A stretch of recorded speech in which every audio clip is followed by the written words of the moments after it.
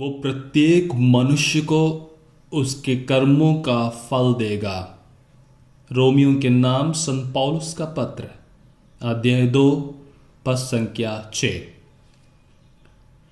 क्रिस्त में मेरे प्यारे भाइयों और बहनों, आज का पहले पाठ में हम सुनेंगे किस प्रकार संत पौलुस रोमियो द्वारा हम सबों को चेतावनी देते हैं।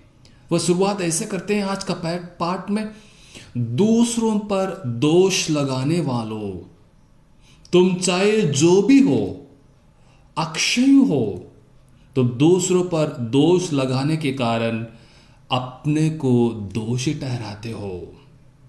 जी हाँ, क्रिस्त में मेरे प्यारे भाई तो बहनों, जब हम अपनी एक उंगली दूसरों की ओर दिखाते हैं, वो चार हमारी उंगली अपनी ओर दिखाते हैं। यानी जब दूसरों को दोष हम लोग ठहराते हैं, दूसरों के पापों को सामने लाते हैं, दूसरों के गलतियों को उजागर करते हैं, हम अपनी गलतियों को सामने लाते हैं और वह दुगुना पाप कर बैठ जाते हैं।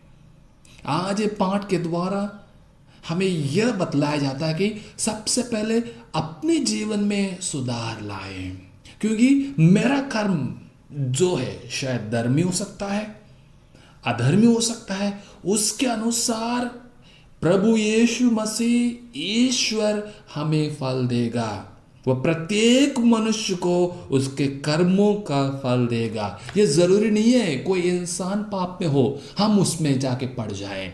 हम अपना जीवन को सुधारें, अपने जीवन में नेक बनने के लिए कोशिश करें। प्रिय भाई तथा बहनों, वही बात थी फारिसियों की, वही बात थी उन शास्त्रों की, वही बात थी उन सदुसियों की। तब आज का सुसमाचार में प्रभु उन्हें धिक्कारते हैं, फारिसियों को धिक्कारते सबसे पहले, उसके बाद वो शास्त्रियों को धिक्कारते हैं, क्योंकि वो सोच रहे थे हम सबसे भले इंसान हैं, हम सब कुछ जानते हैं, पवित्र ग्रंथ का ज्ञान हमें है और सब लोग हमारे अधीन होना चाहिए। वहां प्रभु यीशु मसीह उन्हें धिक्कारते हैं। प्रिय भाई तथा बहनों, यदि हम अपने आप को सोचते हैं हम भले इंसान हैं, धर्मी इंसान हैं, बातों से ना दिखाइए, अपने कार्यों से दिखाइए। अपने कार्य लोगों को दिखता है, बात आज रहेगी कल टल जाएगी, लेकिन मेरा कार्य जब इंसान देखता है वो मेरी परीक्षण करेगा।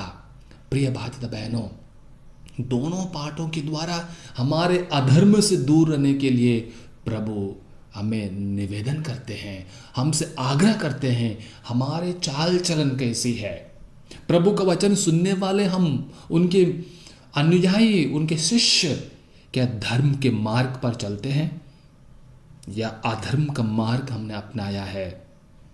प्रिय भाई बहनों, हमारी स्थिति वो ना हो जैसे फारिसियों के थे, शास्त्रियों के थे।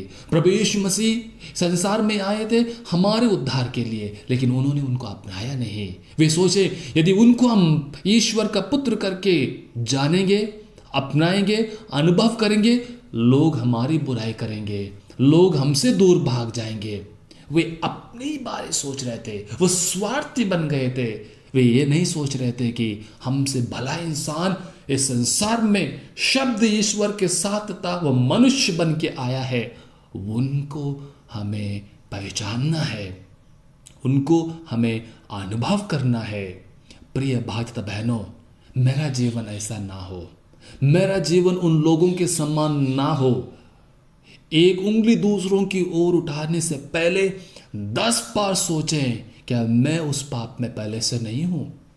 अपने को सुधारें, अपने को धर्मी मनुष्य बनाएं, तभी हम दूसरों को रास्ता दिखा सकते हैं, प्रभु को अनुभव करा सकते हैं।